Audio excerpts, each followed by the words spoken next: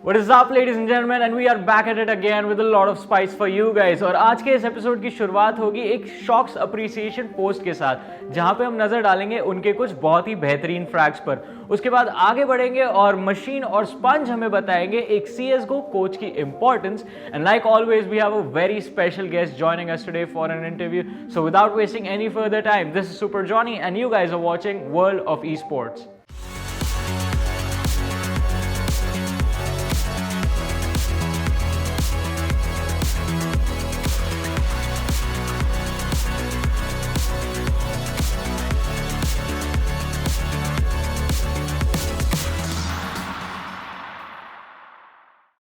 SHOX has been one of the finest CSGO players in the recent times।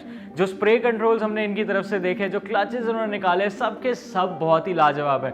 और इतने कि इनको French CSGO godfather का नाम भी दिया गया है। So let's have a look why. In overtime, you're looking for the shot. SHOX gonna pick up one more. Triple for him. Oh, he gets the quad kill. Are you kidding me, SHOX?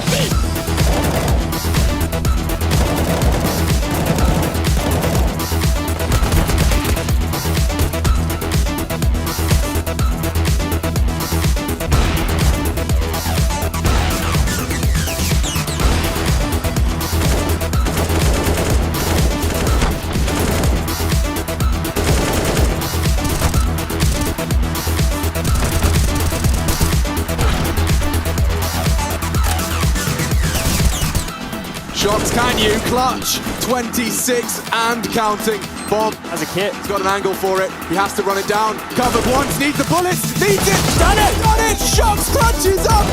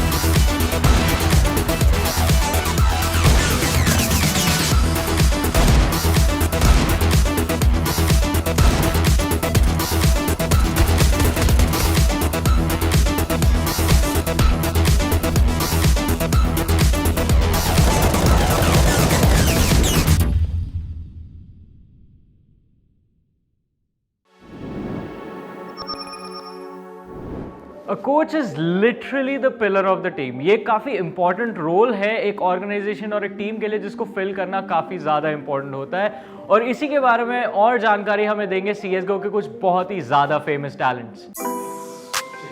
We've seen coaches provide consistency in rosters, especially when there's a swinging door, revolving door. Players go in and out. You do lose that team dynamic if you don't have someone to maintain it.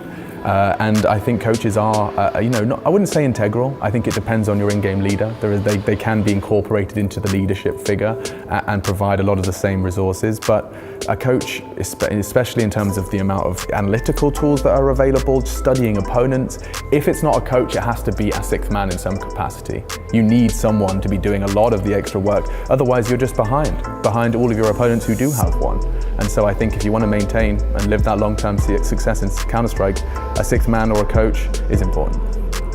A motivational coach, sometimes can get painted with the brush of being a cheerleader, right? They're there, they're getting loud, they're hyping up the team from behind, but it's more than just that while the game's live, right? This is the guy who's dealing with the personalities in the squad and keeping everybody on track, making sure there's not too much internal conflict.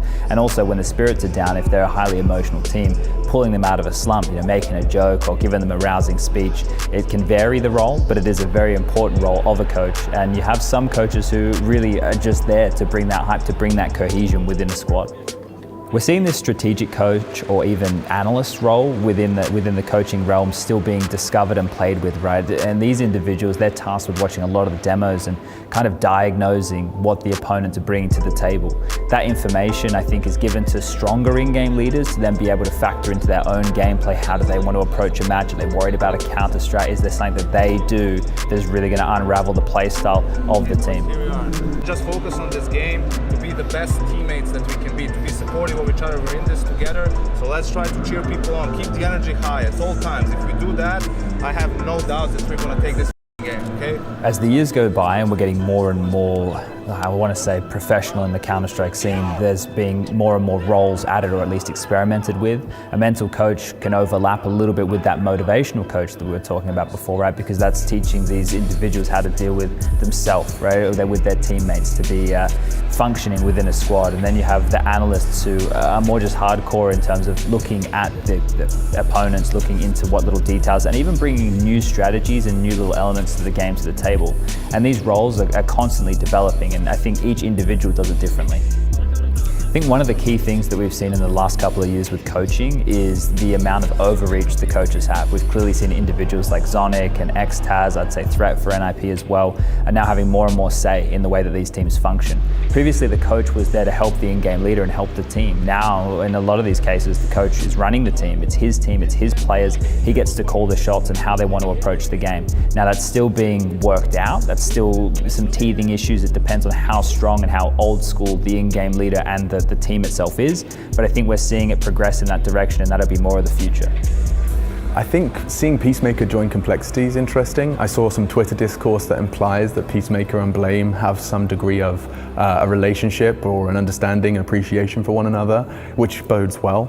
So I think Peacemaker could give Complexity certainly something that was absent with their previous coaching staff, and I'm interested to see if he can just have a project that he can stick to and find success with. He's definitely got tastes of it before, but Peacemaker is due a win, and maybe Complexity's it.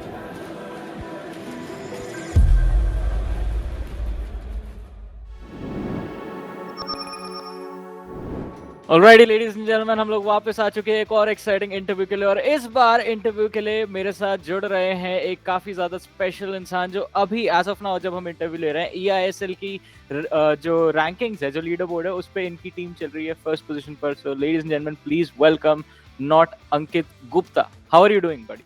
सब ठीक चल रहा है, काफ़ी अच्छा लग रहा है ये स्टेज पे आने और अपने आप को परफॉर्म करते हुए देख के, और ऐसे ही मोमेंटम रहेगा तो काफ़ी अच्छा लगेगा.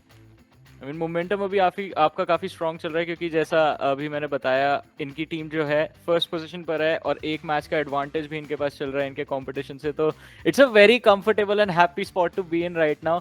लेकिन इस पॉइंट पर हम आएंगे थोड़ी देर बाद. उससे पहले आप सबको पता है मेरा सबसे पहला क्वेश्चन क्या होता है. अंकित, मैं आपसे जानना चाहूँगा आपकी ई स्पोर्ट्स जर्नी कैसे शुरू हुई?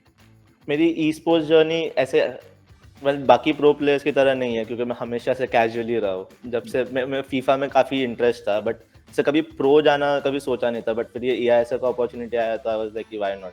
सो आई कैन से कि eISL की वजह से मैं थोड़ा प्रो साइड पे शिफ्ट हुआ हूँ, बट हमेशा से अब तक मैं सिर्फ कैजुअल प्लेयर ही रहा हूँ. एंड ये चीज़ आई थिंक काफ़ी ज़्यादा इंटरेस्टिंग है कि आप अपने खुद से कहते हैं कि मैं अभी तक बहुत ज़्यादा कैजुअली खेलते हुए चल रहा हूँ. एंड हमारी काफ़ी कॉन्वर्सेशन हो रही थी and it was mentioned as well कि आप काफ़ी ज़्यादा आई मीन एन्जॉयमेंट के लिए गेम्स अभी भी खेलना पसंद करते हैं, even though it's a very big tournament. तो मैं वो जानना चाहूँगा कि मतलब व्हाट डू यू थिंक वो एक्स्ट्रा नेक्स्ट स्टेप क्या होने वाला है आपकी तरफ से? Will it be in the terms of committing more time to the game, या फिर और ज़्यादा टूर्नामेंट्स आप खेलना स्टार्ट करेंगे? Because this is I believe your second LAN, right? This is my second LAN. तो सीन ये है कि मुझे आगे खेलना है competitive, but depends totally on eISL performance. जैसा मेरा परफॉर्मेंस रहेगा, इफ आई फील कि अगर मैं खुश होकर अभी भी खेल सकता हूँ, मुझे स्ट्रेस लेना पसंद नहीं है. गेम ऐसी चीज़ है जो मैं स्ट्रेस से बाहर आना चाहता हूँ. तो गेम के लिए मैं गेम खेल रहा हूँ क्योंकि मैं फन एंजॉय कर सकूँ बेसिकली. तो अगर मैं एंजॉय कर सकता हूँ और मेरे को टूर्नामेंट्स खेलने में मजा आ रही है, तो so why not. I mean, ये अगेन अनदर जेन्युइन थिंग जिससे आई थिंक आप लोग सब काफ़ी रिलेट कर सकते हैं. If you are having fun तब तक ठीक है, जब स्ट्रेसफुल होना चालू हो जाता है everyone needs to take a step back. But इसी चीज़ में जानना चाहूँगा अंकित कि इवन दो यू जैसा आपने भी मेंशन किया कि आप अभी भी मतलब एंजॉय कर रहे हैं काफ़ी ज़्यादा अपना एक्सपीरियंस जो eISL का चल रहा है, टूर्नामेंट में आने से पहले आपको कहीं ना कहीं लगा होगा लाइक दिस टाइम इसमें तो थोड़ा सीरियस होना पड़ेगा because there is a lot on the line, काफ़ी कुछ है पाने को, काफ़ी कुछ है खोने को, there is the global series का क्वालिफिकेशन एज वेल। तो what was going through your mind जब टूर्नामेंट के लिए आप एंट्री कर रहे थे तब? मैं ऑनेस्टली मैं बोलूँगा, मैं फर्स्ट डे का जो क्वालिफिकेशन था मैं इतना सीरियसली नहीं लिया, but then I was like एक कोविड का सिचुएशन हो रहा है, मेरे में टैलेंट है खेलने का, तो मैं सेकंड थर्ड डे में क्वालिफिकेशन में इतना सीरियस हो गया कि I had to get into it anyhow. तो मैं खेल रहा अच्छे से, लास्ट ईस्ट बंगाल क्वालिफायर में क्वालिफाई हुआ। जैसे मैं डैड को बताया, that was the first time मेरे डैड खुश हुए कि गेमिंग इतना मैं गेम खेलता था and finally is going somewhere, कोई बड़े स्टेज पे। तो I was pretty happy about it. And I think यहाँ पे फीफा प्लेयर्स के साथ इनफैक्ट पूरे इंडियन ई स्पोर्ट्स इकोसिस्टम में यही बात चलती है कि हमारे प्राइस पूल्स एक टाइम पे बहुत छोटे होते थे, now everything is blowing up. आपके पेरेंट्स का क्या रिएक्शन था व्हेन यू टोल्ड देम कि 75 लाख का टूर्नामेंट है ये? मेरे डैड बोले ये सब मैंने कभी सुना नहीं था इस चीज़ को लेकर, इतना बड़ा टूर्नामेंट हो तो मेरे को अभी आके बता रहा है, ये मेरे को पहले बता था तो मैं तेरे को और सपोर्ट करता। But then I was like कि पहले मेरे को क्वालिफाई तो होने, तो क्वालिफाई नहीं हुआ था तो मैं आपको कैसे बताता, अलग प्रेशर रहता। तो मैं फिर जब मैं क्वालिफाई उनके बाद जाके मैं डैड को बताया, और डैड भी शॉक थे, मैं भी शॉक था कि इतना बड़ा प्राइस पूल है, वो भी फीफा को लेके। It's a big thing. It's a very big thing. I mean बहुत बहुत ज़्यादा एक एक्साइटिंग अपॉर्चुनिटी है। एंड अभी आई थिंक आपके पेरेंट्स भी आपको चेयर करते होंगे जब आपके मैचेस आते होंगे। कभी होता है क्या कि like you get a call कि आज तो अच्छा खेले and after a bad game, यार ये क्या था? एक सिचुएशन ऐसा था, मेरे डैड, मैं लगातार 3 मैचेस में पॉइंट्स ड्रॉप हुए, एक मैच हारा, 2 मैच ड्रॉ हो गए थे। तो डैड का कॉल आता है, बोलता है कि तू यहाँ पे ड्रॉ करने गया है कि जीतने गया है? तो लाइक कि अरे कंटिन्यूसली थोड़ी जीतूंगा मैं। बोलते नहीं, तू खेल रहा है जीतने के लिए खेल। तो ठीक है, मैं कोशिश करूंगा। तो ये अलग प्रेशर आ गया था डैड के साइड से कि तू हार रहा है वहाँ पे, पॉइंट्स नहीं विन कर रहा है, ट्राई कर जीतने का। मैं बोला हाँ, कोशिश तो जारी रहेगी।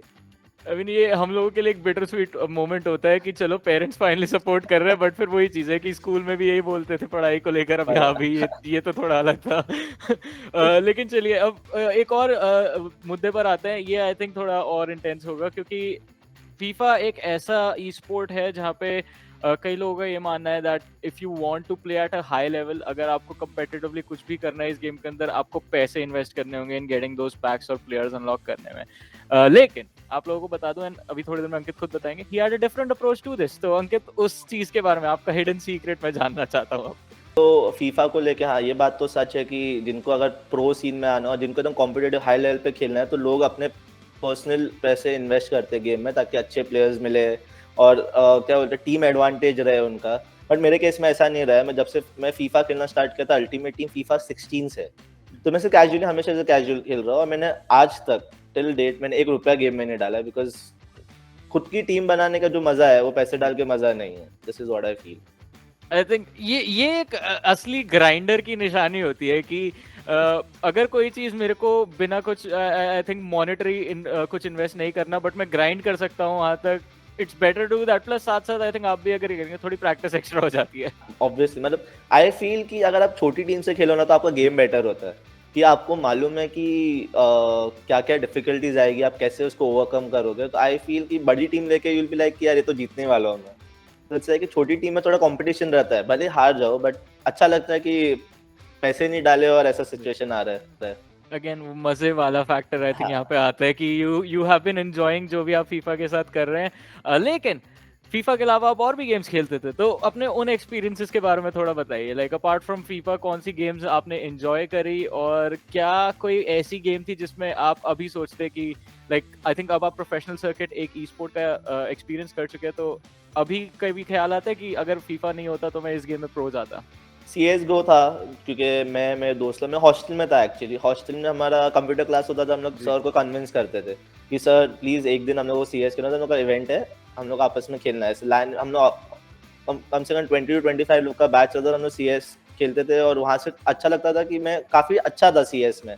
तो हॉस्टल में थोड़ी आदत लगी, फिर वही चीज़ कॉलेज में शिफ्ट हुआ, कॉलेज में फिर वेजेस होने लगे, तो मैं CS में भी काफ़ी इन्वॉल्व था। बट अगेन जब तक फन था तब तक मैं खेल रहा था, वरना फिर जरूरत नहीं थी वैसा। आई मीन मजे आने लग जाते हैं, फिर उसके बाद आई थिंक फन खत्म होता है यहाँ पे कॉलेज एक्सपीरियंसेस का, जब एग्जाम आ जाते हैं सेमेस्टर्स के, तब सारा मजा किरकिरा हो जाता है। लेकिन उसी बीच आई थिंक यू डिस्कवर्ड कि फीफा के इवेंट्स भी होते हैं, एंड वो चीज़ एक बारी फिर से मैं जानना चाहूँगा इस बारी थोड़ा डिटेल में कि फीफा की आपकी जो जर्नी थी एग्जैक्ट किस पॉइंट पे स्टार्ट हुई, like what made you realise कि इस गेम में मैं थोड़े और इवेंट्स अटेंड कर सकता हूँ and maybe this can be my breakthrough? Honestly मैं फीफा की पहले से स्टोरी बताता हूँ। मुझे फुटबॉल का पहले से ही शौक था कि मैं कंप्यूटर पे भी सर्च करता था, ऑनलाइन गेम्स पे जाके मिनी क्लिप करके साइट होती थी, उस पे जाके देखता था कि यार फीफा का गेम कोई आया है कि नहीं। लेकिन उतने में पता चला कि मेरे नेबर ने पीसी लिया है और उसमें फीफा 98 है। तो I used to play that. वो नहीं होता कीबोर्ड पे एक एरो कीज होता है, WSD होता है, तो मैं एरो की संभालता था तो मेरा नेबर WSD संभालता था। वैसे करके फीफा की जर्नी स्टार्ट हुई एंड मैं फीफा सीन में आने लगा फीफा 19 से। मेरा एक अच्छा दोस्त बना गेमिंग को लेके ही, ऋतिक करके था, उसने मेरे को फीफा सीन में लेके आया एंड मैं काफी मतलब लोग मेरे को जानने लगे कि मैं अच्छा खेलता हूँ, मेरा गेम बिल्ड हो रहा है।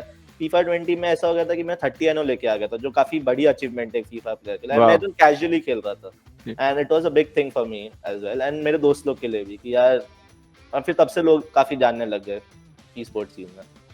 वेल और उस ग्रोथ को हम आज तक देख रहे हैं। I mean from being a casual player कि ठीक है मजे के लिए खेल रहे हैं, मजे के लिए टूर्नामेंट्स में जाके खेल रहे हैं, you made it to the biggest stage in Indian FIFA right now. और अंकित बस एक ही चीज पूछना चाहूंगा कि eISL अभी आपका सफर चल रहा है, I hope you do really well in this tournament, you go to global series as well, लेकिन उसके बाद क्या हमें अंकित का नेक्स्ट फेज देखने को मिलेगा कि अंकित लाइक ट्राई हार्ड वाला अंकित जो है वो देखने को मिलेगा एक बारी? मैं उसकी गारंटी नहीं दे सकता क्योंकि टोटली मेरे मूड पे है। अगर मैं जैसे ही मैंने कहा, जब तक मैं गेम एंजॉय कर रहा हूँ तब तक मैं हूँ। मैं टूर्नामेंट्स के लिए भी आऊंगा जब तक मुझे मजा आ रही है, लोगों से कम्पीट करने, लोगों से मिलने, काफी न्यू फेसेस देखने, तब तक मैं रहूंगा टूर्नामेंट के लिए। खेल सकता हूँ, क्यों नहीं। I think I like this. I like this enjoying the ride mentality कि just go with the flow, जो हो रहा है मजे करो and जब तक मजा आ रहा है तब तक सीन चलता रहेगा। But Ankit, it has been an absolute pleasure talking to you. Thank you so much for giving us your time and good luck with your journey in the world of esports and also in eISL. Thank you so much. Thank you. Means a lot. तो आज के लिए बस इतना ही। मैं आप लोगों से फिर मिलूंगा हमारे अगले एपिसोड में। एंड नॉटविन के चैनल पे हाल ही में बहुत कुछ होने जा रहा है, तो मेक श्योर कि आप लोग ने सब्सक्राइब कर रखा है, बेल आइकन को हिट कर रखा है ताकि आपके पास सारे नोटिफिकेशंस आ रहे हैं। And do like and share this video as well. Until next time, take care, bye bye.